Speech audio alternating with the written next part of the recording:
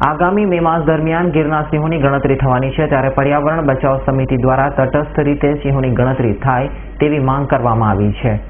આગામી મે મહિના દરમિયાન ગીરના સિંહોની ગણતરી થવાની છે, જેમાં વર્ષ 2010 દરમિયાન થયેલ સિંહોની ગણતરી મુજબ 411 સિંહોની સંખ્યા હતી, જેમાં આ વખતે સિંહ ગણતરી સમયે ગુજરાત રાજ્ય પર્યાવરણ બચાવ સમિતિ તથા વાઇલ્ડલાઇફની સુરક્ષા માટે કામગીરી કરતા સ્થાનિક NGO તથા માલધારીઓને સાથે રાખી સિંહોની ગણતરી કરવા માટેની માંગ ઉઠવા પામેલ છે.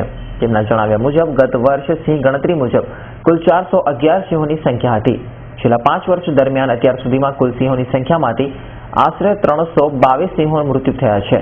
માટે આ વખતે જંગલ ખાતાના અધિકારીઓ દ્વારા ગુજરાત સરકારને ગેરમાર્ગે દોરવાના ઈરાદાથી ખોટા આંકડાઓ દર્શાવે તેવી શક્યતાઓ છે. તેમ એક રજૂઆત પર્યાવરણ મંત્રીને પણ કરવામાં આવેલ છે. મારું નામ રજાકભાઈ બ્લોચ, પ્રમુખ પર્યાવરણ બચાવ સમિતિ ગુજરાત રાજ્ય. અમે 2010ની અંદર જ્યારે સિંહોની વસ્તી ગણતરી થઈ ત્યારે કુલ 411 સિંહોની જે સંખ્યા બતાવવામાં આવી.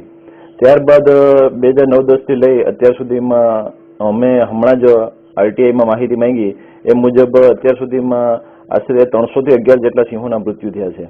એટલે આ વખતે અમે ગુજરાત સરકારને એવી માંગ કરી છે કે આ જે સિંહોની ગણતરી થવાની છે એ સિંહોની ગણતરીમાં સ્થાનિક NGO, પર્યાવરણ પ્રેમી તથા માલધારીઓને સાથે રાખી અને ગણતરી કરવામાં આવે તો સિંહોના સાચા લોકેશન મળી શકે.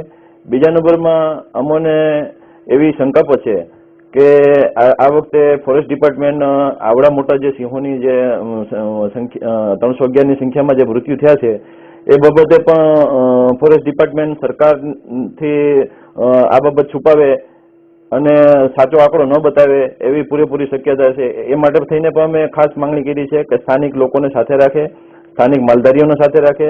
એટલે આ બાબતે અમે એવી માંગ કરી છે કે સ્થાનિક NGO, પર્યાવરણ પ્રેમી અને માલધારીઓને સાથે રાખીને જો ગણતરી કરવામાં આવે તો સાચી હકીકત લોકો સુધી અને સરકાર સુધી પહોંચે.